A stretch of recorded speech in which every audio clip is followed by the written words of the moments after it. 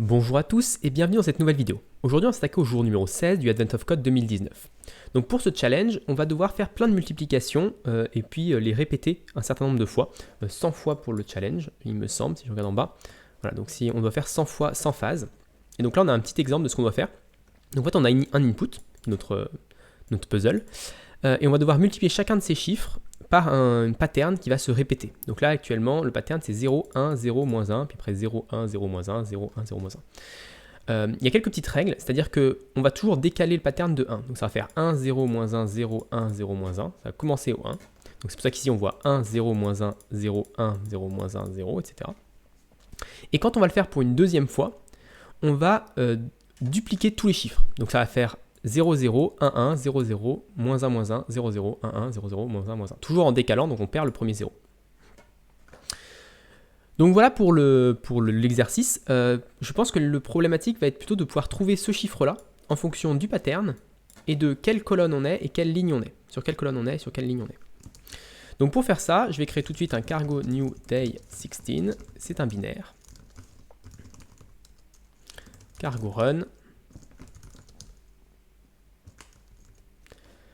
Et on va faire un petit test, si j'arrive à le taper. Pour la partie 1, on va faire un assert equals, et on va essayer de calculer le chiffre par défaut, le chiffre 0, 0 qui est ici. Donc le 0, 0, ça va être le chiffre 1. Et pour faire ça, on va avoir un get multiplier, je ne sais pas trop comment on peut appeler ça. On va lui passer un pattern qui va être, on a dit le pattern c'était 0, 1, 0, moins 1, 0,1, 0, moins 1. Ça, on s'en fiche. On va prendre la case 0, 0. Voilà. Une fois que ceci est fait, on va pouvoir faire la même chose pour la case 1, 2 et 3. Et pour la case 1, 2 et 3, ça va dire 1, 0, moins 1, 0. Donc 0, moins 1, 0. Donc 0, moins 1, 0. Et on va faire la même chose pour une autre ligne, pour vérifier qu'on a bien le système des décalages et du doublon. Donc on va prendre par exemple, peut-être pas la deuxième ligne, mais la troisième ligne. Donc ça va être la ligne numéro 2. Enfin, c'est à l'index 2, pas se tromper. Hop, ici. Donc à la ligne, parce que là c'est 0, puis il y a la ligne entre 2 qui est 1. On va lui demander le 0, le 1, le 2 et le 3. On va faire la même chose, juste pour avoir un petit aperçu. Donc le 0, ça va être, on est ici, ça va être 0, 0, 1, 1, et je pense que c'est tout. Donc 0, 0, 1, 1. Et on va aussi également prendre le dernier chiffre, juste pour être sûr. Donc là, ça va être 0, 1, 2, 3, 4, 5, 6, 7. Donc l'index numéro 7, ça va être 0, à nouveau.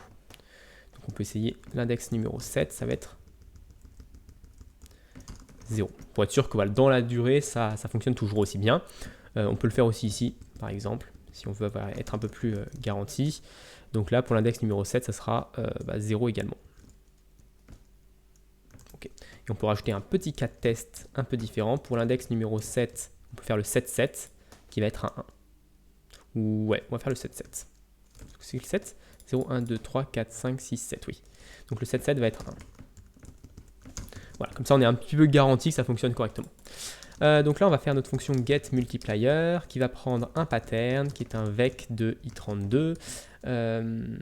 Ensuite, on va avoir un input element i qui est un i32 et un output element i qui est également un i32 et ça nous renvoie à un i32.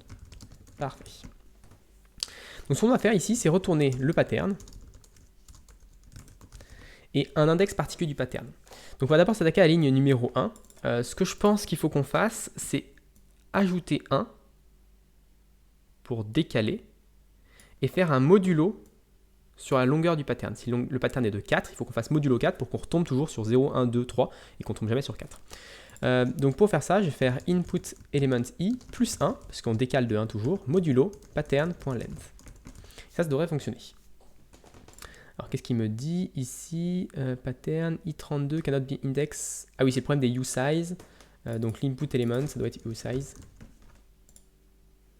Je pense que ça devrait fonctionner, ouais. Ok, donc là si on lance le test, cargo test, on fail à la ligne 17. Donc la ligne 17, c'est à partir de la ligne numéro 2, donc c'est parfait, on a passé tous les tests de la ligne numéro 1. Donc ça c'est bon. Maintenant pour la ligne numéro 2, ce qu'il va falloir faire, c'est prendre en compte le output element i. Et ce output element i, comment on va le prendre en compte? Ça c'est une bonne question. Je pense qu'il faut qu'on fasse une division. Et je pense qu'il faut faire d'abord le plus 1 et ensuite diviser par l'output. Donc c'est une division entière.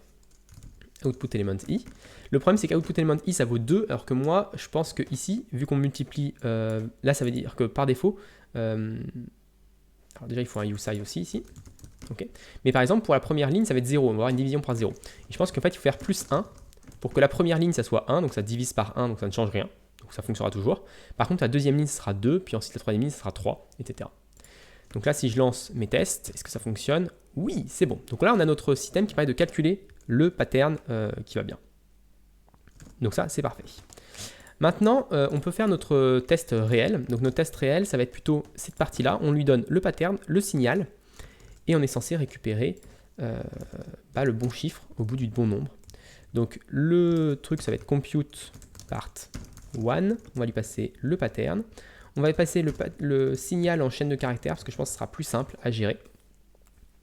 Qu'est-ce qu'on va lui passer d'autre? Qu'est-ce qu'on a besoin? Le nombre de phases qu'on doit lancer. Donc là, c'est 1, 2, 3, 4 phases. After 4 phases, c'est ce chiffre-là qu'on doit avoir. Donc là, on va avoir un vec. Ou est-ce que je le fais en chaîne de caractères aussi? Je pense que je vais le faire en chaîne de caractères parce que ce sera plus simple pour... Ça sera plus simple pour ensuite l'afficher et le calculer. Donc là, compute part 1 n'existe pas, on va le créer. Compute part 1. On va prendre un pattern qui est un vec de i32. On va prendre un input qui est une chaîne de caractères. Et on va prendre un number of phases qui est un i32. Et ça nous renvoie un str. Ok, donc maintenant que ceci est fait, comment on va se débrouiller? Il va falloir d'abord parse l'input. Donc on va faire let input as str. Let input est égal à vec. Donc ça va être un vecteur. On va faire for char in.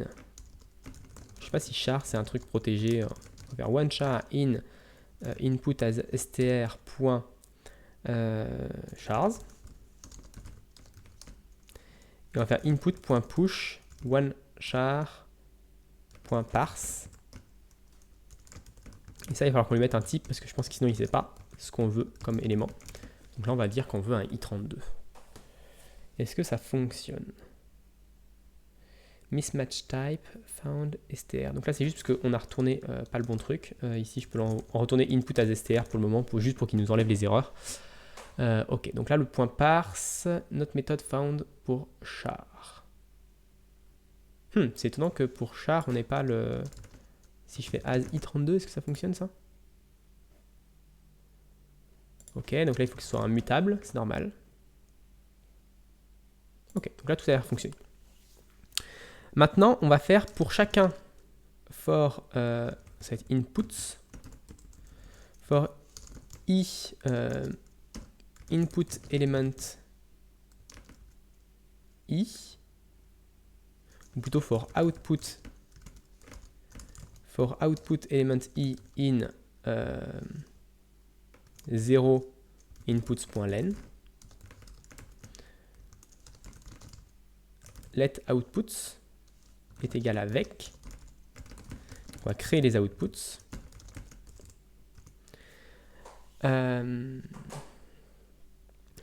Qu'est-ce qu'on va faire d'autre? Inputs.len. Input, là c'est inputs. Inputs.push, ici c'est un vec, donc là il ne peut pas savoir le type, c'est pas très grave. Et ensuite on va faire for, donc on parcourt pour chacun des outputs, donc chacune des lignes, on va parcourir à chaque fois tous les inputs. On va faire for input element i virgule input in inputs.iter.enumerate. Je crois que c'était comme ça que ça fonctionnait. Ok. Et pour ce truc-là, ce qu'on va faire, c'est qu'on va calculer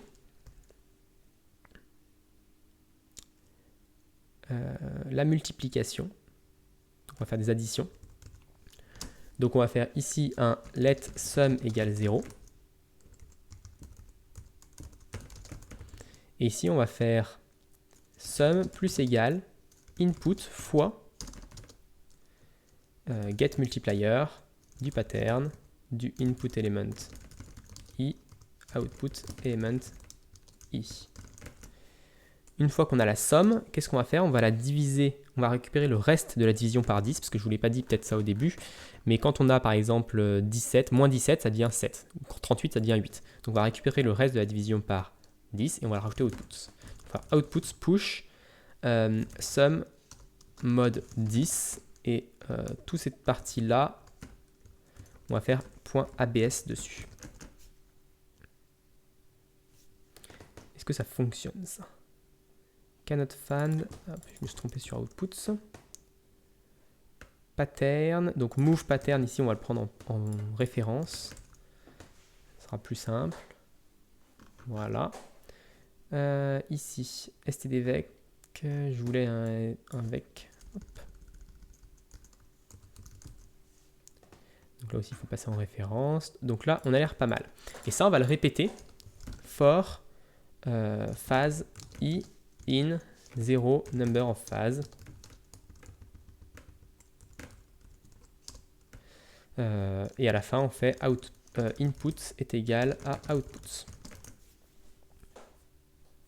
Parce qu'à chaque fois, on va prendre le nouvel input. Donc after phase 1. Donc là, je peux faire un println pour voir un petit peu ce que ça donne. Donc after phase 1, on va afficher outputs. Outputs. After phase.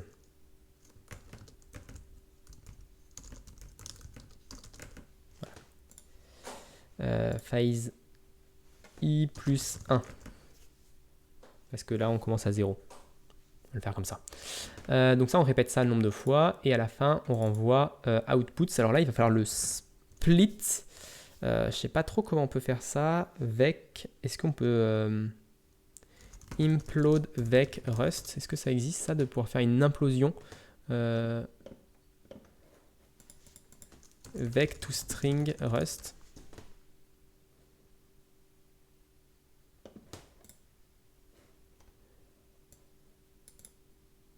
To collect.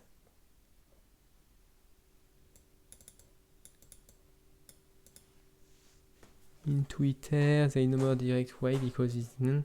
C'est quand c'est.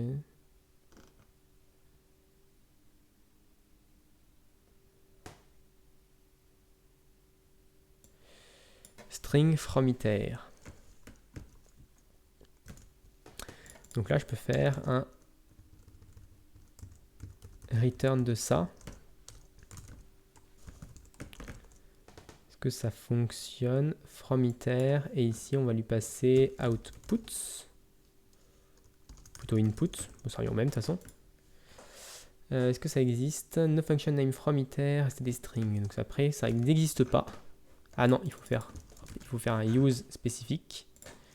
Peut-être. Ok.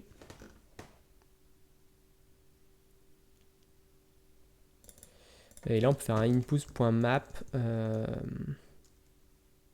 x as char. Je sais pas si c'est vraiment correct. Inputs.map .iter.map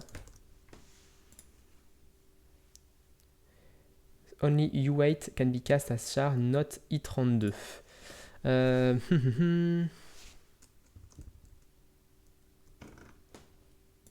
Not i32. Je me demande si je ne ferais pas des u8 ici.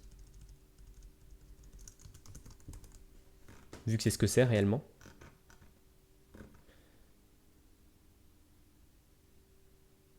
Est-ce que c'est forcément... Alors effectivement là on a un petit souci. C'est forcément... Dans le pattern, c'est pas des u8. C'est des i16. i8. Non, je pense pas que c'est une bonne idée ça. On va plutôt trouver un moyen de le convertir en u8. On va peut-être faire as u8 et ensuite...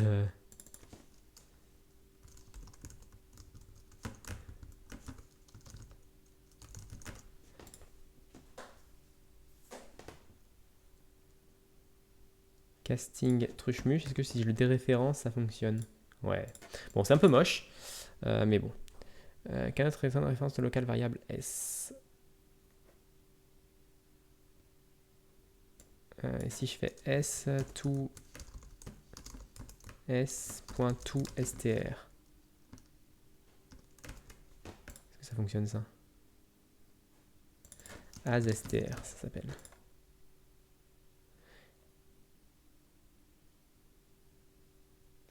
Le problème, c'est que je crée une chaîne de caractères à l'intérieur. Je pensais pas que ça allait me poser autant de problèmes de juste convertir ça en chaîne de caractères, quoi. Pourtant, ça me paraît pas compliqué. Ça me paraît pas compliqué. Avec, est-ce qu'on a des choses ici?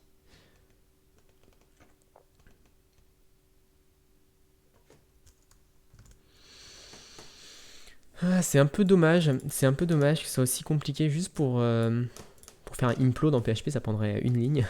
C'est vrai que des fois, c'est un peu... je comprends trop pourquoi, mais bon. Je pense que si on faisait un truc genre result string,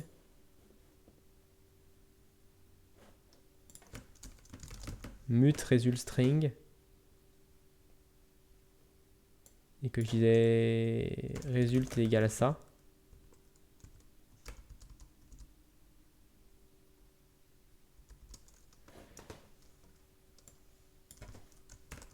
si je fais ça, est-ce que ça fonctionne?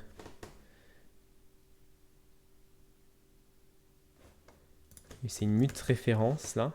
Ça, je peux le passer en extérieur.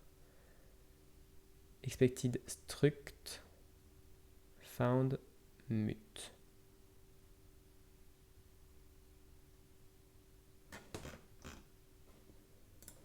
Est-ce que ça pose expected struct std string? Sinon, je retourne juste un avec un. Et tant pis, on le fera avec. C'est un peu moche de le faire avec.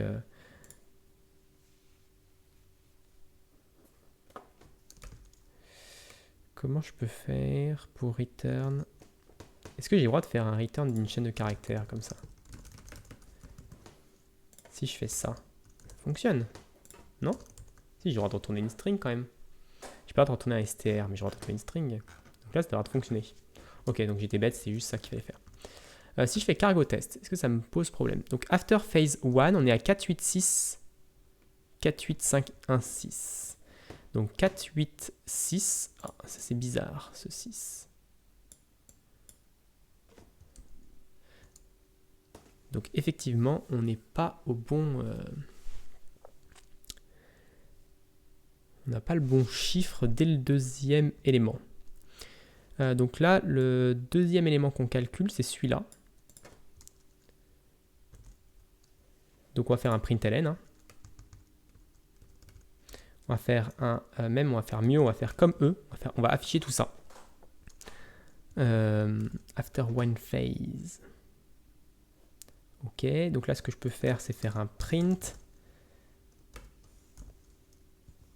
de input get multiplier. Je sais pas s'ils ont mis des espaces. Non. Tac, tac, tac. Virgule input get multiplier. Ok. Et ensuite, après ça, ce qu'on va faire, c'est qu'on va mettre un plus. On va déjà voir ce que ça donne. Il faut que je fasse à la fin ici, que je fasse un println. Pour avoir un retour à la ligne à chaque fois. Ok, donc le 3, ce qui me pose problème, ou 49, 51, ah oui d'accord, ok, donc en fait ce qui pose problème c'est l'input, 49, 50, 51, alors que c'est pas du tout ce que j'ai. One char as i32, ça fonctionne pas du tout. Char 2 digits, rust. Char from digit, char to an integer, so 1 will become 1. Ok, donc là ils ont l'air d'avoir exactement le même problème que moi. Char 2 digits. Ok. Alors si 2 digits existe, je comprends pas pourquoi parse n'existe pas. C'est un peu dommage. Hop. On va l'unwrap. Expected i32 found u32. Donc dans mon input, j'ai forcément que des positifs, donc ça ne me dérange pas. Je peux faire as i32. C'est après que je peux avoir des choses qui ne sont pas positives. Expected one parameter to 2 digits. Ok, il faut lui passer radix ici. Soit. Const radix est égal 10. Ok, on lui passe en fait la base dans laquelle on est. Ici on est en base 10.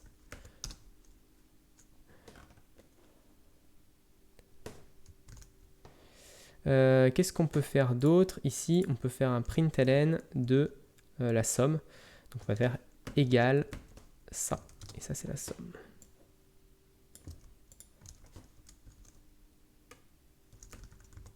Je vais avoir un plus et un égal à la fin, c'est pas très grave. Donc 4, 8, 2, 2, 6, 1, 5, 8. Donc là, on est bon en fait. 4, 8, 2, 2, 6, 1, 5, 8. Donc après la phase 1, on est à 4, 8, 2, 2, 6, 1, 5, 8. C'est parfait. Phase 2, phase 3. Et phase 4, on est à 0, 1, 0, 2, 9, 4, 9, 8. Donc la seule différence, c'est que là, c'est une chaîne de caractères, c'est un str, et ça, c'est un UTF-8. Donc pour résoudre ce problème, la seule chose à faire, je pense, c'est string new pour créer un truc en UTF-8. Ah, sauf qu'on ne peut pas le créer comme ça. On peut faire peut-être un toString.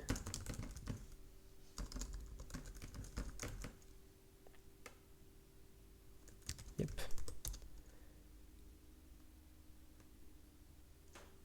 Le toString ne fonctionne pas. Pourtant, c'est le bon résultat. 0, 1, 0, 2, 9, 4, 9, 8. À moins que ce soit le backslash T qui est là. Je ne sais pas pourquoi il y a des backslash T. C'est un peu bizarre. Le write est un petit peu bizarre. Et si je fais ici un toStr ou asstr.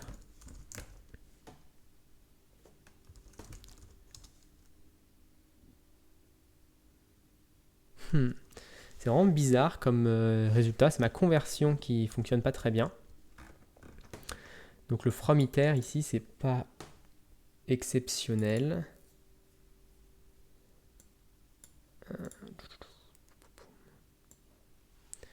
Ici, x.parse, ça ne fonctionne pas.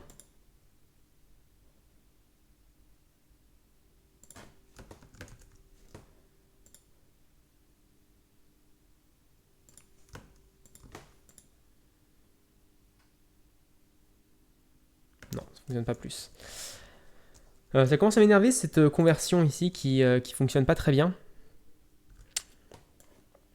Je vais retourner à outputs pour l'instant.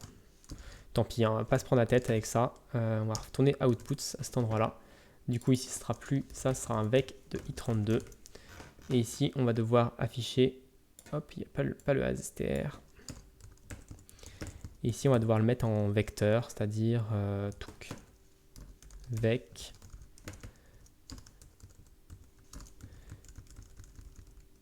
Voilà, comme ça. Normalement, ça devrait passer.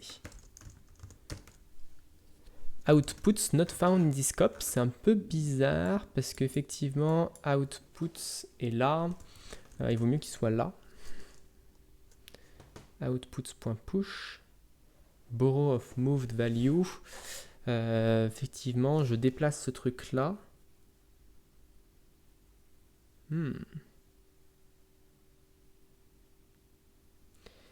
Comment je peux faire pour retourner ce truc? Ou je vais utiliser inputs en fait. Vu qu'input c'est égal à output. Ok, donc tout passe. Parfait. On peut enlever mon st from iterator. Très bien. Donc on va tester plusieurs autres choses. Donc on va tester ces nouveaux chiffres-là qui vont être un peu plus importants à taper. Mais bon, c'est pas très grave. Tac. Quoi qu'en plus je dis une bêtise, que le chiffre il faut le taper ici. On va dire au bout de 100 éléments, toujours avec le même pattern. Et en fait là il nous donne que les 8 premiers chiffres. Donc je ne sais pas si sur vec on peut avoir une slice. Splice ça fait quoi splice? u égale fait splice cloned. Create a splicing that a specific range. V new 78. C'est un peu bizarre, c'est pas ce que je veux faire. Moi, ce que je veux faire, c'est récupérer seulement une range d'éléments. As slice, peut-être. On va voir. On va voir. Je pense que ce que je peux juste faire, c'est prendre ici 0 à 8. Ça fonctionne, ça.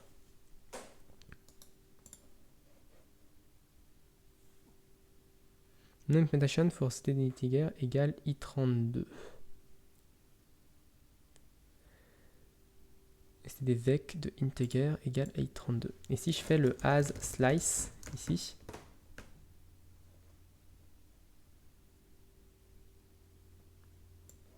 on va d'abord essayer de le faire fonctionner et ensuite on verra comment ça tourne. Donc là, je vais prendre mes éléments ici. De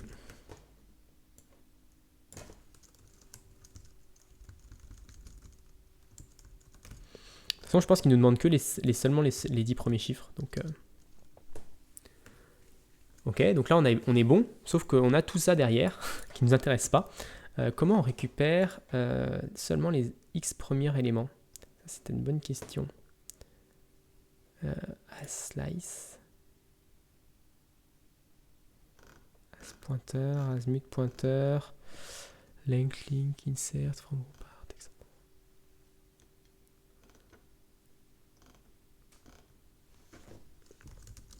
Get slice vector rust. Qu'est-ce qu'ils nous disent ici?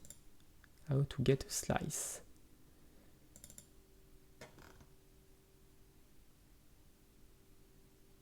By indexing it with a range. C'est ce que j'ai fait, mais ça ne fonctionnait pas. Donc là, je peux faire 0 à 8. Ici, si je fais que c'est une...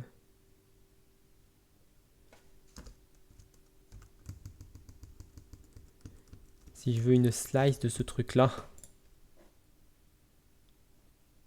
Ok. Donc là, ça fonctionne. En fait, il faut une slice de l'autre côté pour que ça fonctionne. Très bien. Donc a priori, c'est bon. Hein.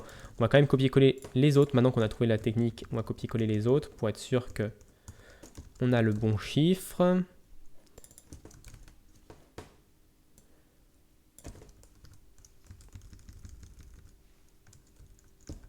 Hop, et le dernier.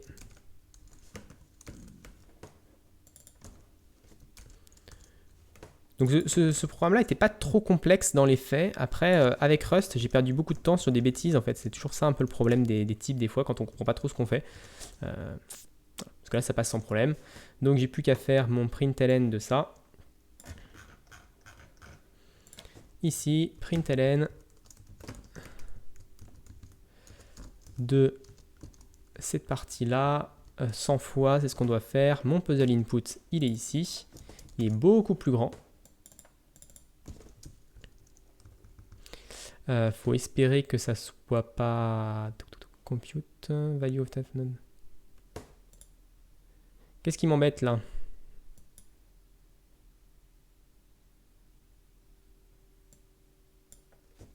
C'est ça qui lui pose problème? Alors là, j'ai pas le droit de le faire ici. Par contre, j'ai le droit de le faire ici. Ce qui est très étonnant. Des fois, je suis pas sûr de bien comprendre comment Rust fonctionne. Enfin, c'est sûr que je ne comprends pas comment Rust fonctionne, mais bon. Je vais juste enlever mes println.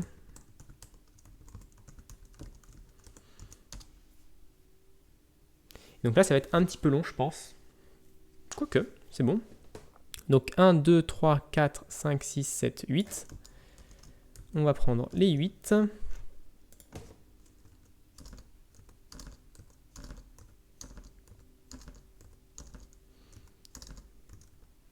1, 2, 3, 4, 5, 6, 7, 8, submit, et c'est la bonne réponse. Donc tout est bon, tout a bien fonctionné. Donc j'espère que cette vidéo vous a plu. Si elle vous a plu, n'hésitez pas à vous abonner et à la partager, c'est ce qui aide le plus la chaîne. Et moi je vous retrouve très rapidement pour la partie 2 de ce jour numéro 16. Bonne journée à tous.